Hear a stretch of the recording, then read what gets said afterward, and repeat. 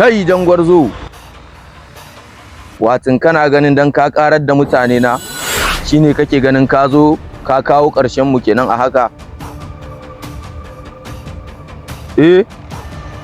To bari in gaya maka, yau ƙarshen ka ta zo a garin nan. Baka isa ka wuce yau ba, kana ji na ko jangwarzo? Da kai nake yi, ɗago ina ma magana kana kallo na.